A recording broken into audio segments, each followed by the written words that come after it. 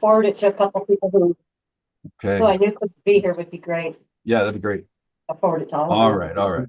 So kicking this off, integrating infinite banking with velocity banking. My name is Jason Powers. Here with us is Anthony Rushing. Um, we are going to teach you some things today. We are going to pack a lot of information in a short amount of time. So we'll give you a way to reach out afterward and schedule a time, and we can kind of slow down, fill in the blanks, and then we'll have time for questions, obviously, through this hour. So, real estate investors, myself as a real estate investor, you guys, we all want to achieve the same thing. We want steady cash flow, we want access to capital, we want to protect against market volatility. A lot of us want generational wealth, some generational wealth transfer. I think we're all working towards the same end goals, but along the way, we're constantly giving away control of our money, not realizing it. And we finance everything we do in life, right? Cars, colleges, credit cards, we finance everything. And how much of that is just money out the door that we could be controlling ourselves? We lock our money up in qualified accounts as well. We put it in high risk situations, maybe investment vehicles, not real estate investment, but other investment vehicles. So there's lots of ways that we tend to um, put our money in control of other people, let other people have control of it. And And how do we reverse that mindset? And how do we get into a position where we are back in control of our money? And so I always say we don't have a money problem, we have a thinking problem. And as Albert Einstein once said, he said, we can't solve problems by using the same kind of thinking we used when we created them. And it is time to think differently about money. You'll see I allude to Nelson Nash quite a bit. He coined the idea of the infinite banking concept, and which I'll reference a couple times this morning. And he says the most profitable thing you can do is learn to control your money. I totally agree. Or learn to control your money. And then how you deploy it is secondary, right? So it's time to think differently about our money. Traditional thinking, right, assumes that we have to rely on banks and debt, outside banks, and we have to, like we have no other options. That's traditional thinking. We give up control and we focus on the products all the time, the product, the product, the product. What about the ideology behind it? What about controlling that? How do we regain control of that and focus on the process of how money flows? And that's where we'll talk about here in a little bit with this infinite banking concept as well. But first, today we're building back in something called a first lien HELOC. I'm going to kick this over to Anthony here and let you take over for a few minutes, Anthony. Thank you. Hey, everybody. My name's Anthony Rushing. I'm a loan officer and specialize in a niche mortgage product called the first lien HELOC, which I'll talk about a little bit with you guys, and really focus not just on the product itself, but on the best way to leverage that particular product and use it when you have it. So let me see if I can share my screen really quickly. Nobody's going to believe it. On the TV. Not that, on the TV. Screen share and this. Special ed mode. Are we good? Yep, we're good. Awesome. So there are two strategies that we're going to introduce today. I'm going to talk about velocity banking, and Jason's going to talk about what? Our infinite banking. Infinite banking concept. So we're going to learn how to integrate those two as well. And so we're using the first lien HELOC as a vehicle to aggressively pay down debt really quickly, while also building an asset that you can leverage as well. And then with the excess capital, we have the banking concept, which is what Jason's going to introduce as well, to enhance the private family banking system, which again, these terms may be new to you guys. We'll hit that. But basically, we've got two different strategies that work extremely well independently. But what we've done is we found how they can work together and leverage the benefits of both to enhance both. And so that's what we're here to talk about with you guys. So first we'll hit, what's a first lien HELOC? What's velocity banking? I'll walk through that part. Jason will explain what's the infinite banking concept. So we'll talk about these two strategies individually, and then how do they work together?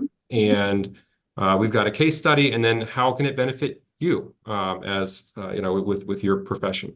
And so first thing is like we're going to hit what's a first lien HELOC, what's velocity banking. So first lien HELOC, when most people think of a HELOC, when I say that word, I assume people think about this type of structure where you have your mortgage and you get a HELOC on top of it, and you can borrow against that if you want. Some people do that.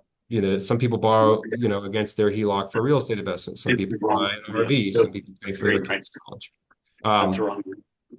And so this is the traditional way that people think of the word HELOC. That's a second lien HELOC. A first lien HELOC is different in that it actually comes in and pays off your mortgage. So this little diagram is supposed to show that, right? You've got your mortgage, it refinances you out of your mortgage. And so this full bar, we'll call it, is the line amount, the max line, the amount that you would have available. The green portion is going to be the balance because you paid off the mortgage. And then the white part is the equities you have access to. One thing to keep in mind here is as you pay down the balance, as that green part gets smaller and smaller, it increases the white part. So what that means is as you pay down the balance, you have an increasing amount that you have access to as you pay down the balance. With a second lien HELOC, as you pay down the mortgage, you never gain access to more equity than you started with. That's one main difference between the two. But this is one big HELOC. And so that's kind of what we're talking about here. And so here's what people are accomplishing with this. I mean, people are paying off their homes extremely quickly. The hook is pay off your home in 5 to 7 years. Our clients are doing that. When this works, that is an outcome that they are receiving. They're saving tons of money in overall interest costs that are staying in their pockets and not going to the bank.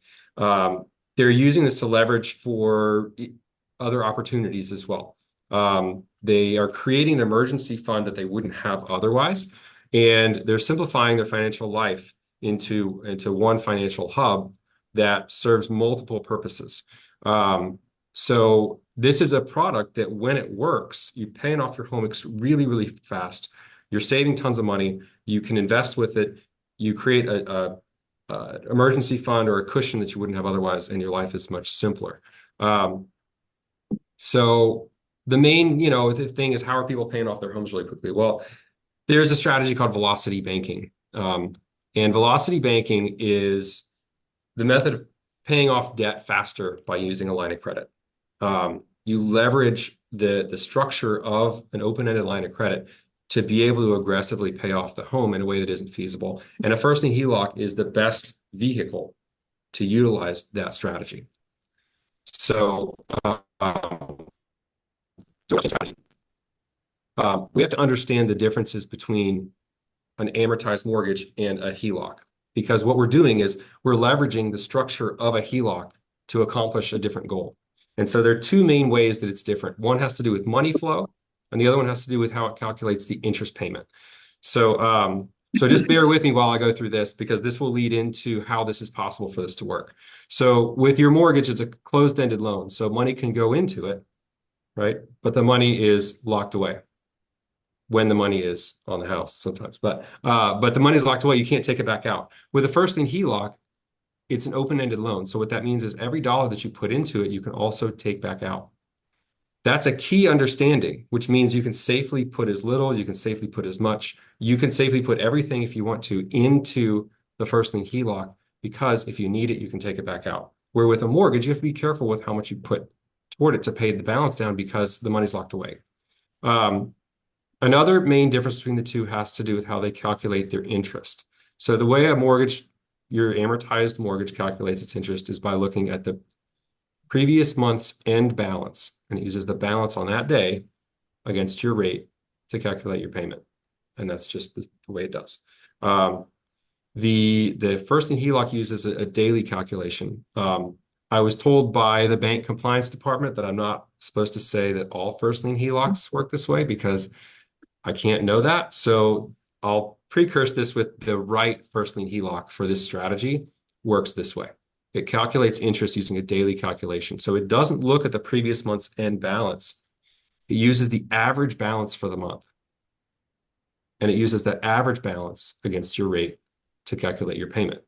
So because we know that it calculates the interest using the average balance, we can treat this differently because of that fact. So in order to create, if we want a higher payment, we create, you have a higher average balance. If you create a lower average balance, it results in a lower payment. If we want the lowest payment possible, the lowest average balance. So here's how you create the lowest average balance. Each one of these tick marks is supposed to represent the balance for 30 days of the month. So if we want to create the lowest average, and the black line is the average of all these. And so if we want to create the lowest average balance, we have to create the most number of days with the lowest balance, because that results in the lowest average balance and results in the lowest payment. So if we can control the number of days with the lowest balance, we can control the average balance, which means we can control our interest payment. And so that's the whole idea here. We want to control the interest that we pay. And so that leads into the first part of the strategy, which is if we want to create the lowest balance as fast as possible, we deposit all of our money into the first lien HELOC, not into a checking account.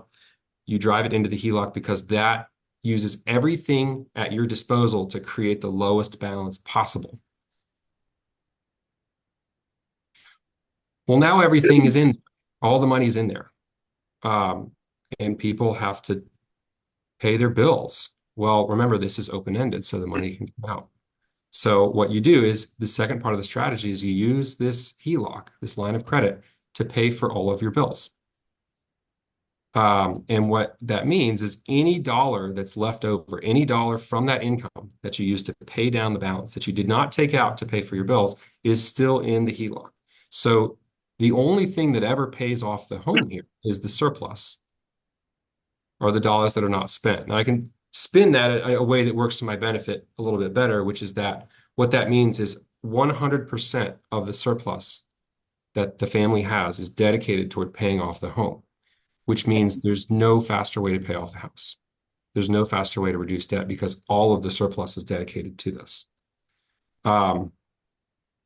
So if we think about sort of an example, what that might look like, right? Well, I use some easy numbers here, but this is similar to kind of what the type of person that would succeed with this type of strategy.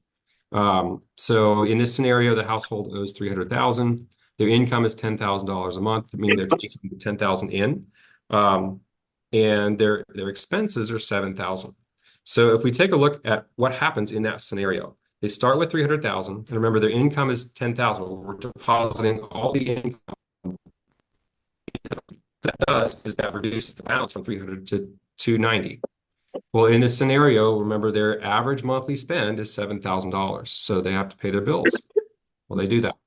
That increases their balance up to $297, which means after month one, they still have $3,000 from that $10,000 they put in at the beginning in the HELOC. So we would say they paid down their home by $3,000 that first month.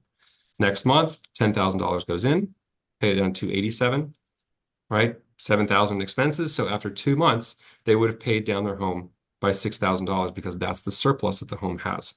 How this would play out long term with a 7.75% rate on the HELOC, right? $300,000 balance, 7.75% rate, which is high, right? Compared to amortized mortgages, it's a higher rate. With $10,000 income and $7,000 expenses, they would pay off their home in 7 years and 1 month. And the total interest cost would be $90,148. What we do is we focus on the total cost. What we're trained to do, what we're conditioned to do, is use the interest rate to determine whether a loan is good or bad. And we don't talk about the cost. No one's walking around saying, my $300,000 home is going to cost me $242,000 in total interest. I don't hear people saying that. What I hear them say is, I have a 4.5% rate on my mortgage, and we know what that means, right? Well, in this scenario, a 7.75% home loan results in a $90,148 total cost. That doesn't match up. And so what we've done is we have taken that total cost against the total balance, the initial balance, $300,000 balance, and calculated what the rate would have to be if a $300,000 home loan resulted in a $90,000 148 total interest cost, what the rate would have to be if it were a 30-year fixed rate mortgage. And that rate for a $300,000 home loan at 1.83% would result in a $90,148 total cost. So even though there's a 7.75% rate on paper, the outcome from a cost perspective in this scenario would be the same as a 30-year fixed at 1.83%. So what I usually tell people is that's how good the loan is. You pay off the home in just over 7 years, and it's the same cost as a 1.85, 1.9% home loan, 30-year fixed. And I'll ask, what do you think about that? So that's something that we have to overcome, but it's just one of those things that the reality is that the rate's a little bit higher. So that's the type of scenario where this works, and it works really well. If we look at another family example, same $300,000 balance, same $10,000 a month in income, but this household is tighter on their budget, right? Maybe they're in a season of life that's more expensive. Maybe they're less disciplined, right? Maybe they're not focused on living below their means as much, you know? But in this scenario, here's what would happen. You'd pay it down by $10,000 to $290. Remember, their average monthly expenses are not $7,000, it's $9,500. So that would bring their balance to $299,500. Well, next month, down by $10,000, up by $9,500. There's a $500 surplus in the month. Essentially, they're paying down the house by $500.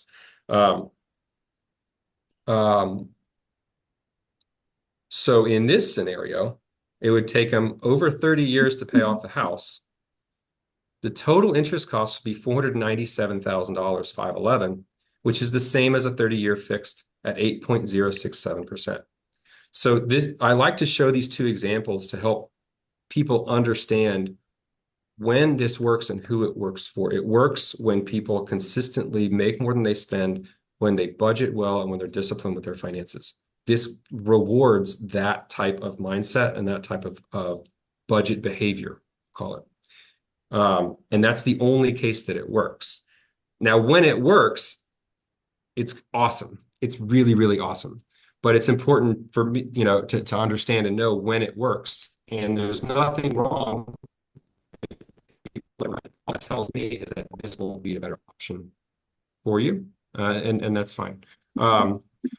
So how would that, compare to an amortized mortgage, the initial one? So remember, the initial payoff time was 7 years, 1 month, same as a 1.83% rate, compared to a $300,000 balance mortgage with 26 years left at 3.5%.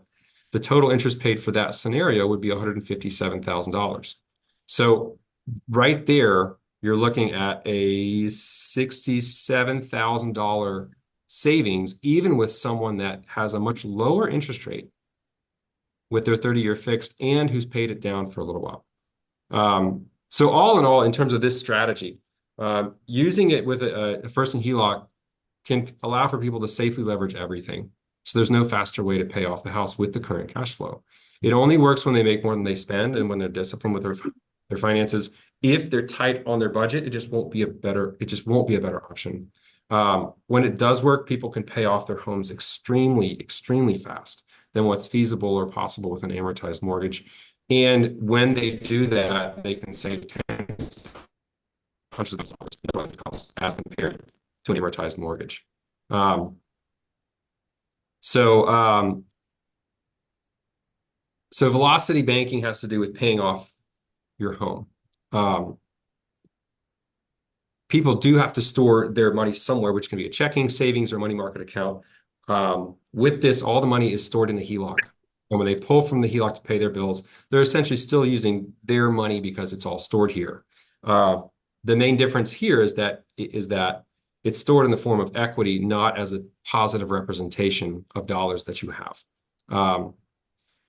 But what if you could use that for other purposes? What if you could use that equity to leverage to achieve other things? For instance, your own privatized banking system.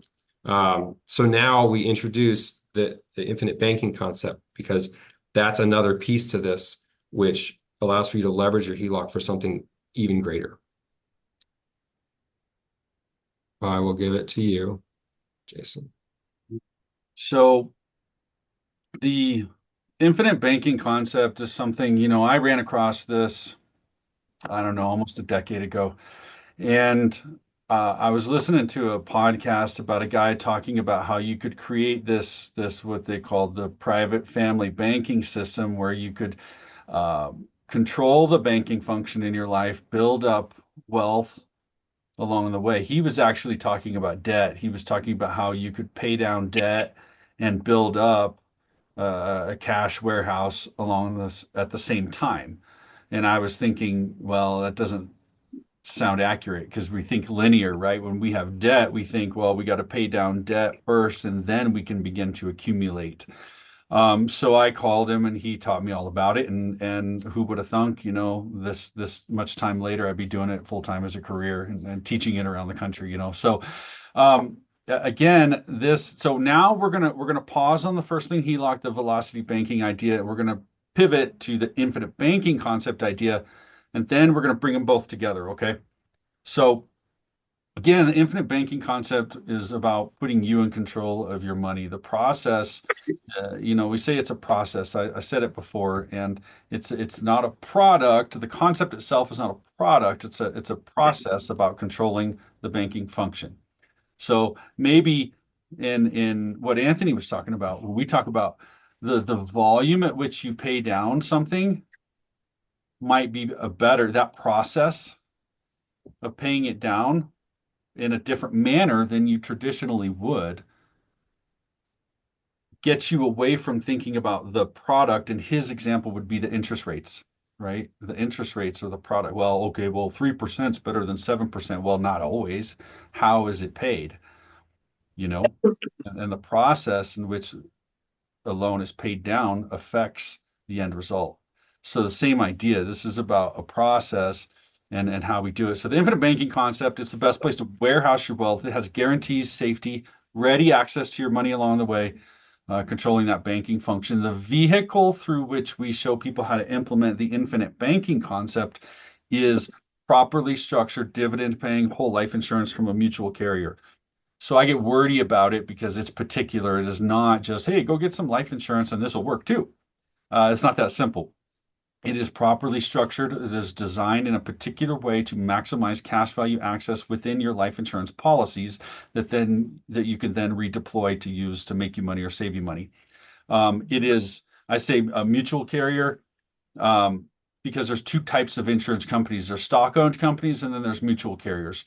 Stock-owned companies, its interests are for the stockholders, whether or not they own policies. Mutual carriers, its interests are for the policyholders. It's mutually owned. So as a policyholder, you're effectively one of the owners of the company, thus entitled to the profits, which come in the form of dividends. So that's why I say dividend paying from a mutual carrier. And in today's conversation, we're talking about whole life insurance. You've heard of various kinds of life insurance, I'm sure, term, universal life, whole life, etc. So we're talking about whole life insurance for today. So the idea that when you build up a whole life insurance policy that's properly structured, you're you pay in premiums, but you actually get access to cash value along the way. And you can borrow against this cash value and use it however you like. And by utilizing that cash value, you are now, in effect, playing the banker. So as your pile gets bigger, you're replacing the need for the outside bank along the way. All right. So a simplistic look might be building your cash value inside of your policy. You then borrow against your policy and utilize it. You borrow your own money and you're paying yourself back in effect. So borrow, you put it into something that's going to make you money or save money. You pay yourself back because you would never steal from a bank. So don't steal from yourself. You borrow from yourself, pay yourself back, right? So that's the replenish side, and then rinse and repeat. So it's just from a simplistic standpoint of the process of what you're doing once you start building up your private family banking systems. Okay, I'm going to break down just some benefits of utilizing it. The single greatest benefit of utilizing whole life insurance for infinite banking is the fact that your cash value inside of your policies will grow uninterrupted throughout your entire life, even while you're using it elsewhere. Let me say it again. You cannot interrupt the growth of your cash value, even if you're using it somewhere else. There's just not another vehicle out there like that. So, for example, if I've got, let's say I've saved up $50,000 in a savings account, high yield savings account, 6%, whatever, and I need to access 30,000 of it for something, quick investment deal, whatever. So I'm going to take 30,000 out. It's only growing on the 20,000 you left in there. And then 30,000 is out, hopefully making you money. But the 20 you left in there is what's growing in there.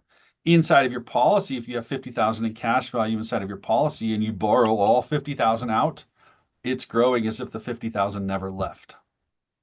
So that's what I mean by uninterrupted growth. All right. And I think that's the single greatest benefit. It is guaranteed growth component to these policies. It is income tax-free growth. You'll see, another time where your cash value exceeds your outlay, right? So it's an income tax-free growth because of the way we structure it. It's properly structured and because of how you access it. It is not an investment product, so it is not market correlated. So it has nothing to do with what outside markets are doing. It is an asset. All right. So when markets are crashing and burning outside, your policies are fine. They're doing what they always do, not market correlated. When you borrow against your policy, it's an unstructured loan. You get to dictate the loan terms. You get to decide, how am I going to pay it back? How often am I going to pay? Am I going to take a year, 10 years, or 5 months, or 5 days, whatever. When you borrow against your policy, it's not tied to your credit.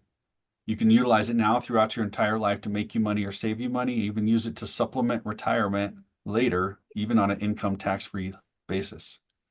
Plus, we're talking about life insurance, so you have a generational wealth transfer component to it.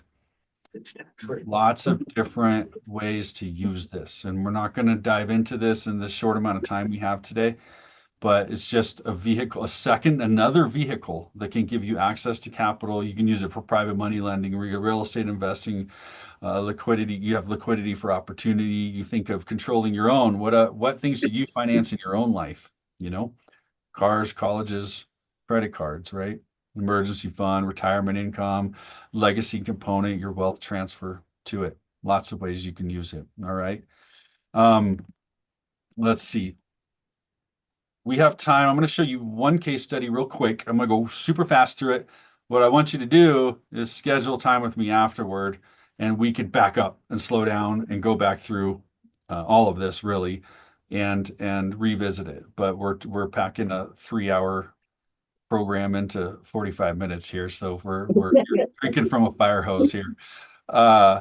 All right, so let me give you an example. Still, we're sitting on infinite banking, okay? And we're going to pair these two together here in a minute, so stick with us.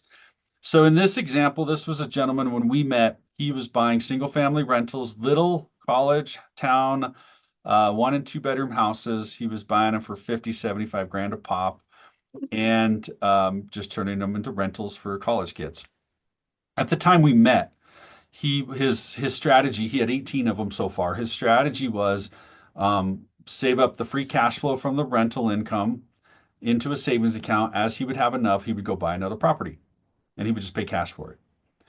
And he had a day job, so he didn't need that income right now. So we said, hey, what's it look like if we change the flow of the money? What if instead of parking that money in a savings account, what if we push it through a properly structured whole life insurance policy instead? What does that look like? Okay, so I'm going to show you some numbers here in a second. Don't get caught up on the dollar figure because everybody's situation is different. Everybody's situation is unique. For you, it may be 1 less zero or 1 more zero. So don't get caught up on the dollars. Just understand the concept and what it is doing. All right. Are we good? Everybody can see it okay and hear me okay? Yeah. All right. All right. So this will be hard to see. A lot of numbers. Again, whoops. So his strategy, he was saving about $36,000 a year from free cash flow from rents. And so we were going to start putting that into a policy. So you see this red box, year 1, you put 36,000 into premiums into his policy. He could turn around and borrow 23 of it the next day if he wanted to. All right. So it's not like if you are at all familiar with traditional whole life insurance, you would put in premiums, you have 0 cash value year 1 traditionally, and then nominal growth throughout a person's life. But in this case, the way we structure it, we have maximum access to that cash value along the way. All right. So in his case, 36 in year one. Let me get a pointer here. 23 accessible. That's not enough to do anything. That wasn't enough to do anything in a savings account anyway. So here we built out this spreadsheet, and just to show what can this do for him. Okay, so year one, this arrow, that's his cash value, not enough to do anything with. All right, so year two, he's actually gonna, here you'll see this column here are his premium outlays in a year. And year two, I'm actually missing an arrow, but here, he put 36 in year two. And he could turn around over here, and now he's got enough in there to borrow. So he borrowed 50 out. And then he's going to set himself up with a 20-year amortized loan at 4%. That's arbitrary. You can decide the loan terms since you're borrowing your own money and paying yourself back. So he is going to loan his real estate investment business the $50,000. They went and bought the property, and he set up a mortgage with that with himself, and it will pay himself back over a 20-year period via the rental income. So that's where we get the 303 a month. Make sense? So he's borrowing from himself and paying himself back. Right? Then this is year two. Year three, he put 36 in premiums right next to this red arrow.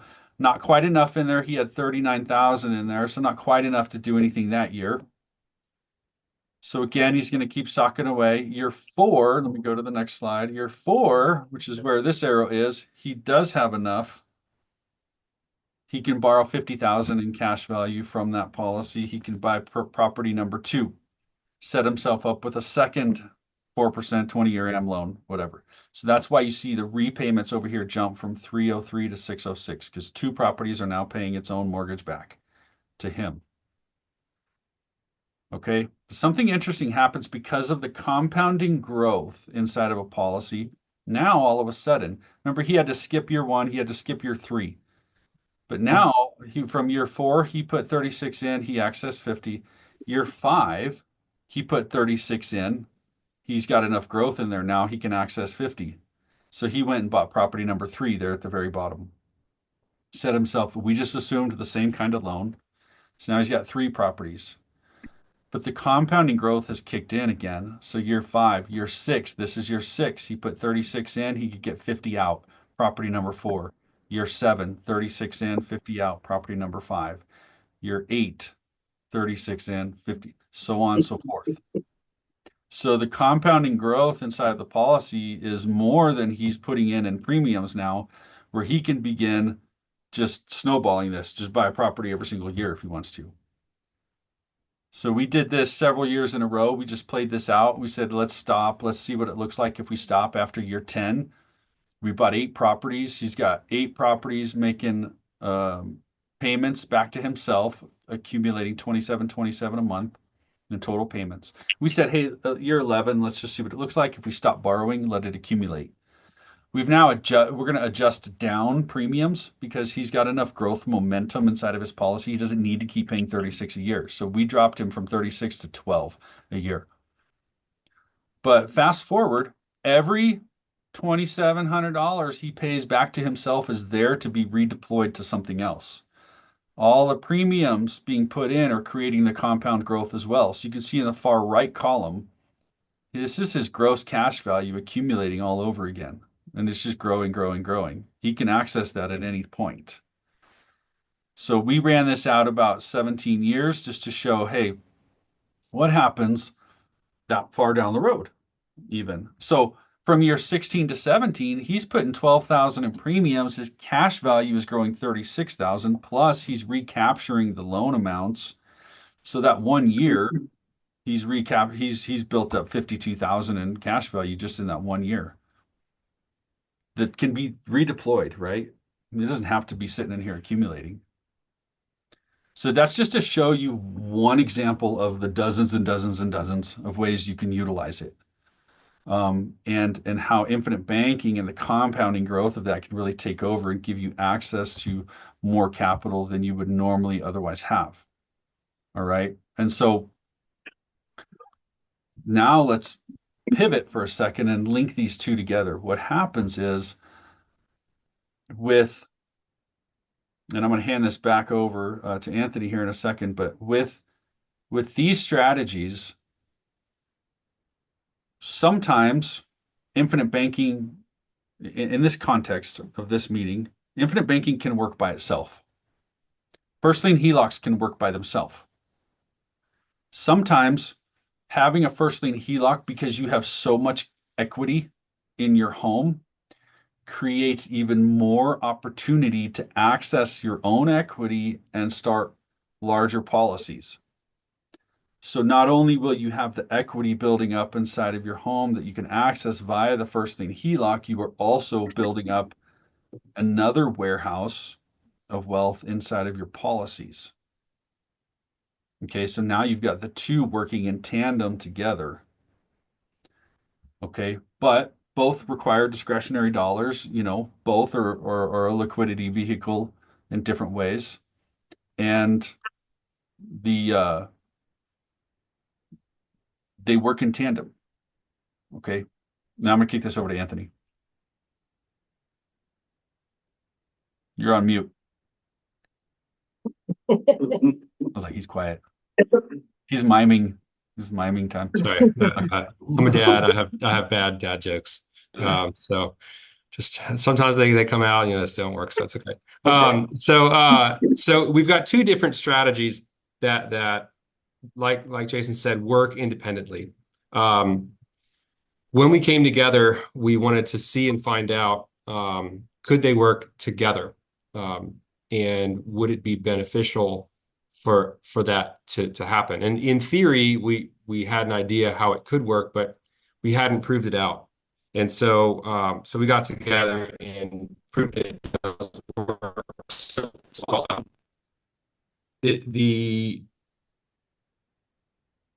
wait, hold on. Am I? You're sharing. All right, here we go. Okay. Yep. So all in all, what we're going to do is take the fact that both of these can be leveraged, or you can borrow against them, right, to achieve a different goal. So when you leverage these two together, what it does is it enhances the overall outcome that you get. So the strategy that we teach, the model that we have figured out is, first we get a first lien HELOC, or we get a first lien HELOC and we start the velocity banking using all of our cash flow to pay down debt. So we're putting in all of our money, we're using it to pay our bills, putting in all of our money, using it to pay our bills. As we do that, if you remember that the first model, when I mentioned the green part and the white part of that complete, the full bar, as you're paying down the debt, you have access to more and more and more and more of the equity in your home. So what you do is you use some of that available equity in the HELOC, you pull from that to fund your policy. Well, now you've funded your policy and you've created a cash value in the policy that you can use as you wish, right? Well, now you've borrowed against the policy to create cash value in the life policy. What you do after that is you pull from the life policy to pay back the HELOC, because what that does is that continues the aggressive pay down of the HELOC as we want, without affecting or without having a big consequence on the life side. So what we're doing here is we're for this particular portion or part of the strategy, we're leveraging the cash value in the life side to accomplish paying off the home really quickly. So you borrow, again, you're borrowing against the policy to pay down the HELOC balance. Next year comes around, right? Well, you got to pay your premium for your policy. So guess where you pull from? You pull from the HELOC because you have available equity in the HELOC. You borrow from the HELOC to pay the premium on the policy. Well, at that point, you now have created more cash value that you can borrow against in the policy. Borrow from that to pay down the HELOC. And you continue to repeat that until the home is completely paid off.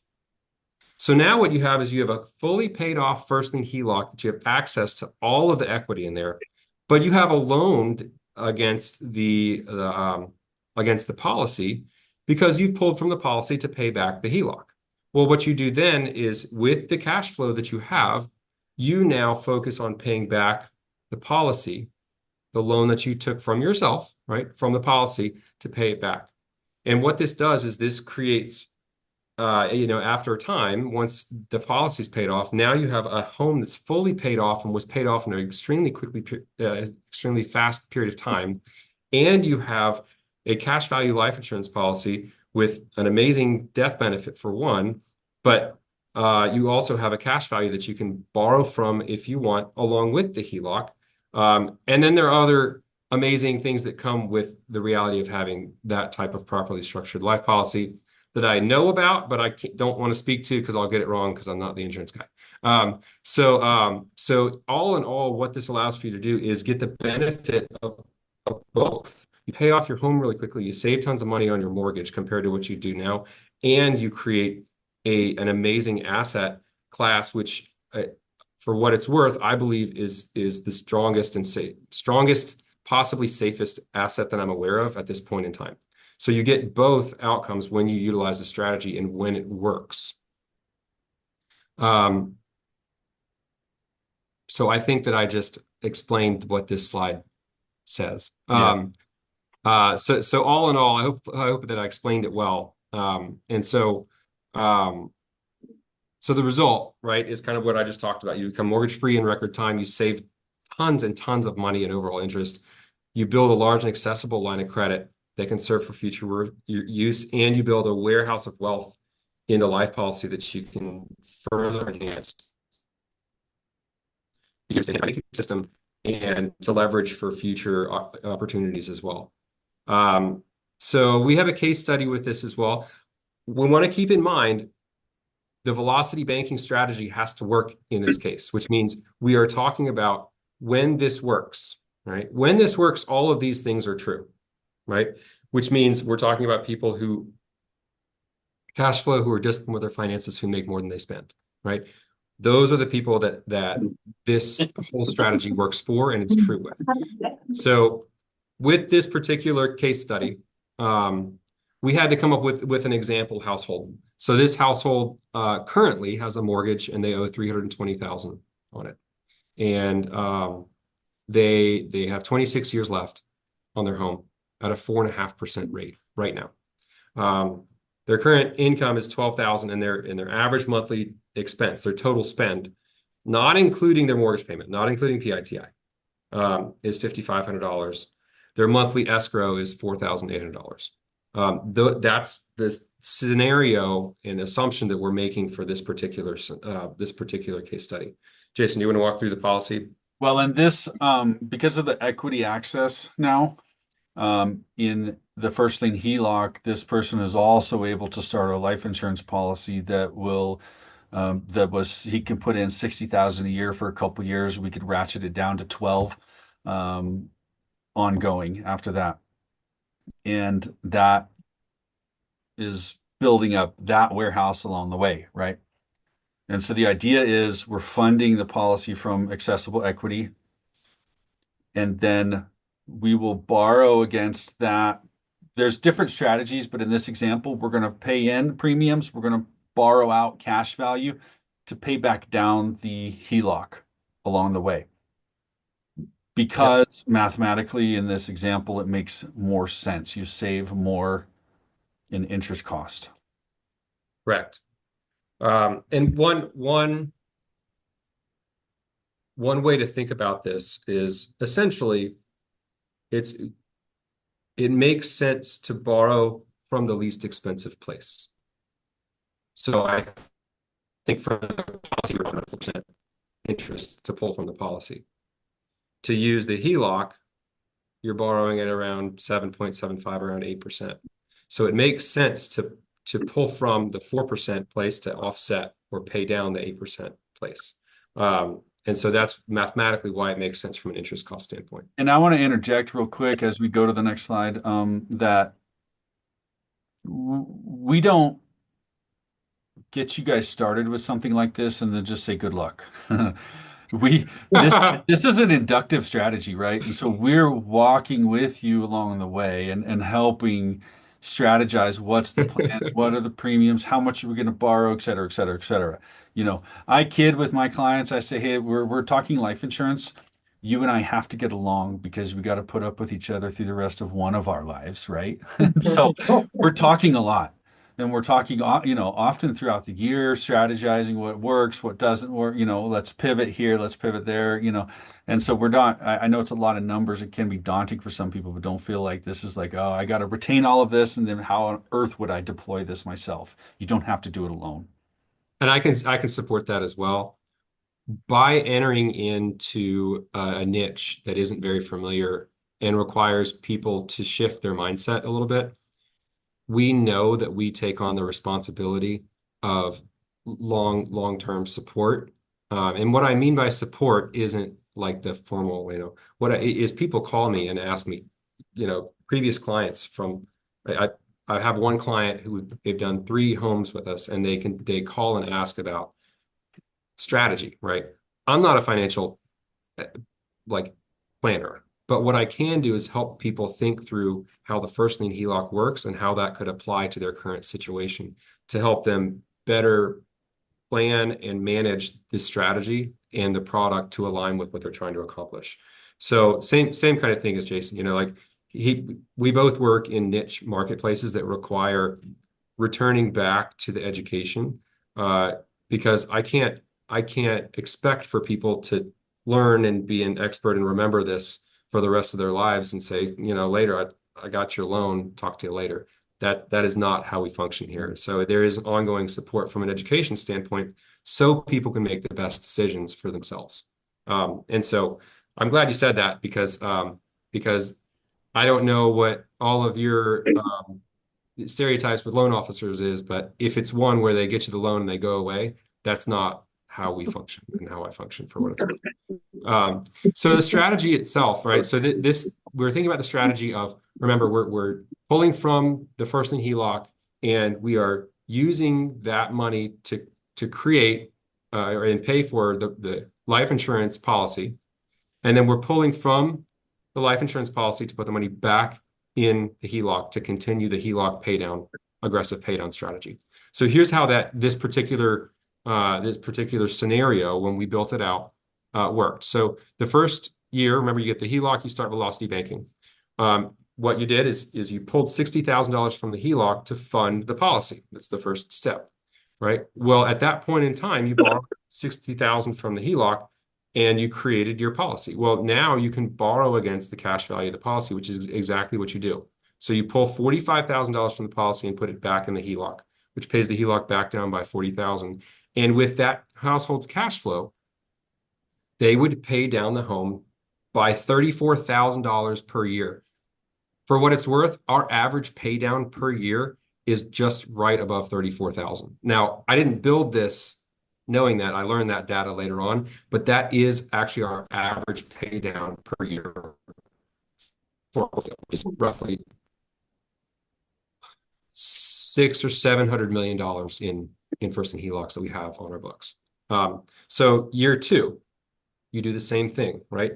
You're paying down your HELOC, right? You pull from the HELOC to fund a $60,000 premium for that next year.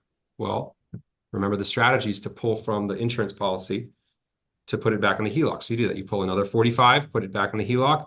And then on top of that, during the year, they would pay down the home by another $34,500. Year 3 through 5, we don't pull 60 out. Year 3 through 5, we pull 12 out to fund the policy because that's how it was built. I don't understand how, Jason does, but that's just how it's built. And then we pull $8,000 from the policy to put back in the HELOC. During those 3 years, they would pay down the home by an additional $173,000. And every year you're funding 12, you're pulling 8 back, 12, 8, 12, 8. And you pay down the home they would pay down the home by $173,000. Year 5 through 7, what we found is that it actually worked better to pull $12,000 from the HELOC to fund the policy, but not to borrow back from the policy into the HELOC. And so that was actually surprising to me because that didn't, it didn't compute. But just like other mathematical concepts, compound interest being a good example, there's a certain place where the math proves it to be right, and you have to trust the numbers. And so the last 3 years, years 5 through 7, we pull 12,000 from the HELOC to fund the policy. And then during that period of time, the home gets completely paid off. So in this scenario, the home gets completely paid off in about year 7. Well, now we have a bunch of cash flow coming that we can't divert to the first lien HELOC anymore because the first lien HELOC's balance is 0. So you can't put more into it at that point. So you have this cash flow that you have to do something with. Well, remember, all of these years we've borrowed from the cash value of our life insurance policy. Well, we got to pay that back, and we're essentially paying ourselves back because we're borrowing from ourselves. So you pay yourself back during that period of time, which takes another 3 years. So in 10 years, you've paid off your home and you've paid $142,000 in total interest cost. Instead of a 26-year payoff with their mortgage at that, was it 4.5% rate, they would have paid $223,433.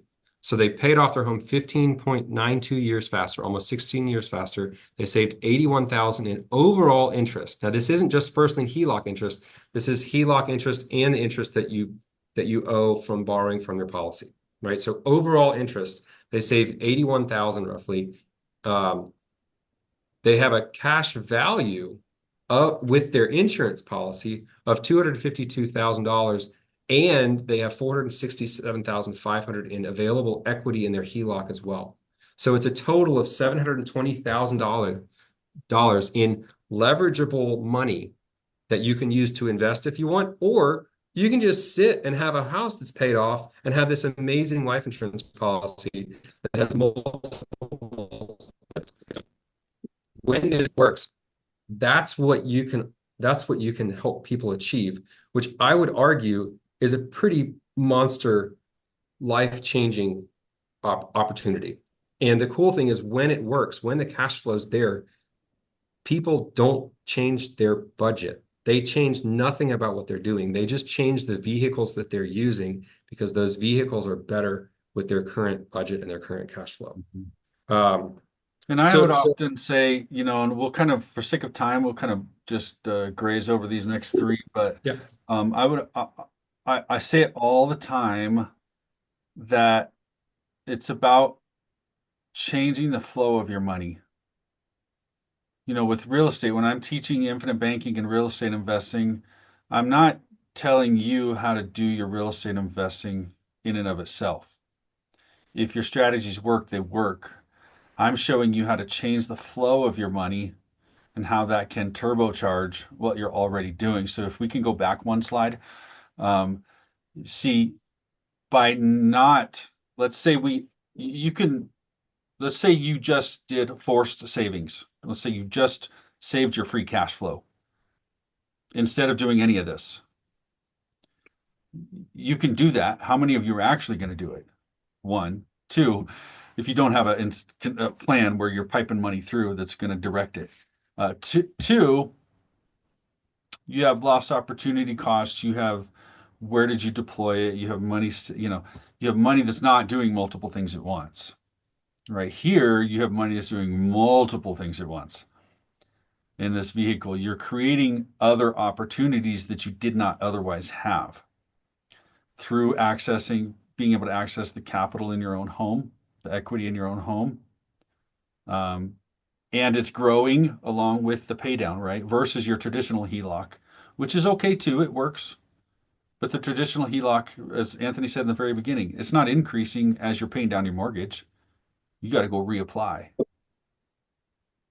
Okay. And then you're creating opportunity through building up another asset class through your life insurance policies at the same time. So you have these 2 warehouses, if you will, that are growing and growing and growing along the way, that you have access to along the way that you wouldn't otherwise have.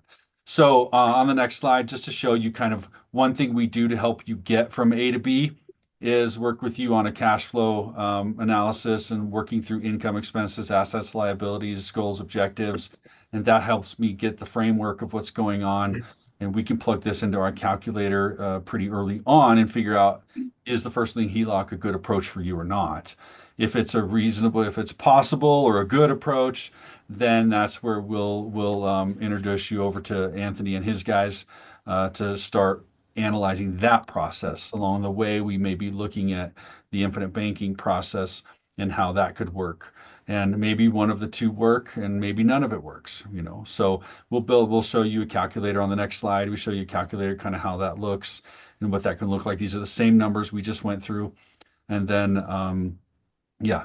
Yeah. So essentially that we wanted to prove out this concept and spent a lot of time building a calculator, not even knowing if we could prove that it would work. Luckily, the math proves that it does work. So like our time wasn't wasted. Well, because we put our heads together early on a year ago, we were like, okay, we both see these concepts and we both logically know they can work, but does the math make sense? We spent 6 months building out calculators and making sure it works, and it works. Right. And so this personal monthly budget, what that does is that gets the cash flow, that gets the influx of income and the total monthly spend every month to figure out, does the velocity banking strategy work?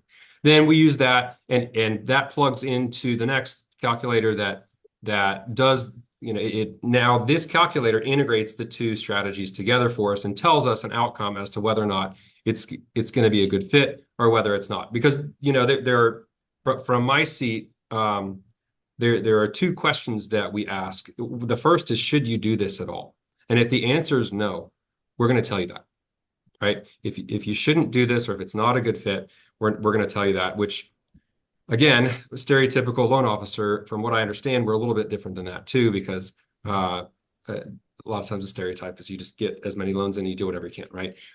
We vet people a lot on the front end to make sure that there's an extremely high likelihood that they're going to win here. And so that's what this calculator does.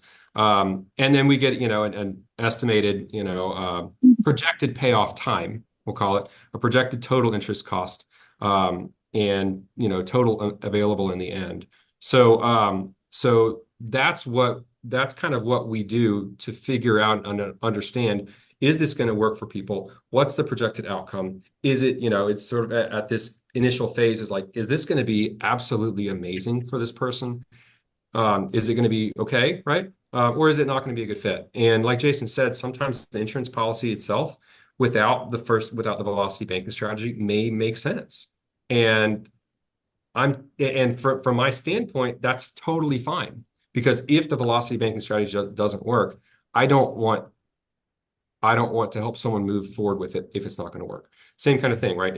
If for whatever reason velocity banking strategy does work and infinite banking doesn't, right? Then we can name that. But the great thing is, generally speaking, when the cash flows there, integrating these two together creates a much greater outcome for people than just doing one by itself. So what now? What now, Jason? Yep. Let's go on to the next slide. Reach out, schedule a time. Let's chat. Answer any questions you have. I'm gonna take over and see. You'll be able to scan this barcode, this QR code, if you guys want to grab a meeting with me real quick while you're thinking about it. If you go to 1024wealth.com/NREIA, that's National RIA/FLH for First Lien HELOC. You'll see a replay older webinar we did. You'll also be able to take a little mini course kind of reiterating some of the stuff we talked about on First Lien HELOCs. You'll be able to download the cash flow worksheet if you're super motivated right now to get started. Get into there. So go to this 1024wealth.com/NREIA/FLH. And start that, or shoot me an email and let's chat, and then we'll get you started from there. So reach out, don't hesitate, don't rule yourself out, don't self-eliminate, without talking to us. A lot of people do that, and then we get to talking and they're like, oh, okay, it can work for me, right? Oh, I'm not insurable, maybe the life insurance part. Don't let that slow you down. There's lots of other discussions that could be had around that. Okay. So check that out. Here's my contact information if you want to reach out. The 720-458-6900, IBC at 1024wealth.com. And that's it. We have a couple of minutes for some quick questions, and then we'll just be available. You guys schedule a time with us and get on a call. Any questions, you guys? I do not. It was a lot. It was. It is a lot, and this is my second time going through it. And it made more sense to me today, or I guess I got more from it today than just watching it the first time. So yeah, I think it's a great opportunity for a lot of people. It's like you said, not everything's for everyone. But what I will do too is I'll send information out to the group and have them reach out to you if they want to know more information, because I can forward that original video that I watched. That's on it's on your 1024wealth.com, right? Yep. Andrea, The one you watched was here at this 1024wealth/Andrea/FLH. perfect. And I'll that's where send you that out watched to that the one. whole group. I'll try to send this recording over to you as well. Then you can send this one out. Okay, cool. And then if they don't come to the next meeting, they're not getting any more info from me. Yeah. Come on, they just need to show up. Jason, could I ask one quick question? Yep. Okay, my name is Jamie. And I apologize if I should know this and it's over my head. But after if you get a home equity line of credit typically for 80% of your value, is that still kind of where it would be? We can go to And 90. this is okay, 80-90%. And once you pay it down, yes, your home is free and clear, but if you ever want to use that money for anything else, you're going to be paying 7.5% or 8% interest, and you've lost any interest payments that you would have made if it was in a savings account. I guess that's where I'm having just a little paradigm shift of thought process. I know. I understand that where the challenge. I haven't found a good way to quickly hit this, but Okay. it comes down to the opportunity cost, right? If you are storing, let's say we're just using $100,000, right? Okay. If you store $100,000 in a savings account and don't pay down your HELOC, right?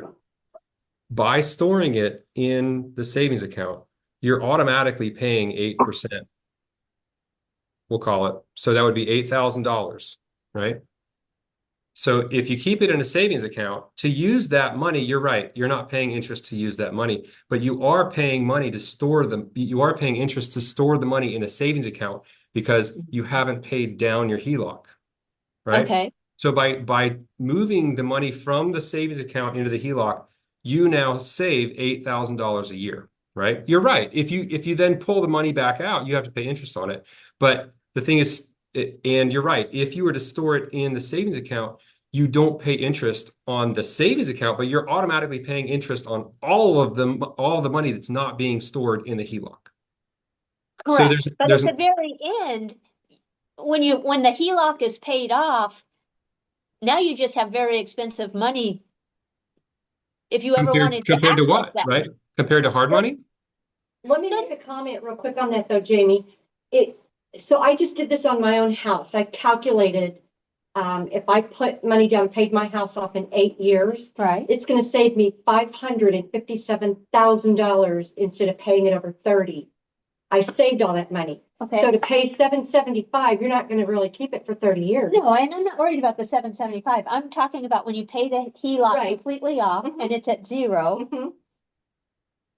you have no more access to that money. You do. Well, you have access. You have access to it, but now you're paying 7.75% to get access to it. Right, but it's typically going to be a short-term period, isn't it?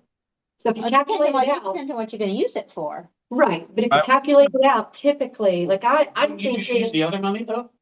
Not to Well- be that guy, but use the other money in the savings account, in the. because life it's insurance. the life Yeah, insurance. the life Yeah, that's what it's all about. Okay. But Yeah. even if you used it from the HELOC, from my thought process is instead of borrowing money from someone else, and hard money lenders are 10 to 12 to 15%, I can borrow from myself at the 775. If I'm going to flip a house, I'm not gonna have it more than 3 or 4 months, hopefully, sometimes 6. Right.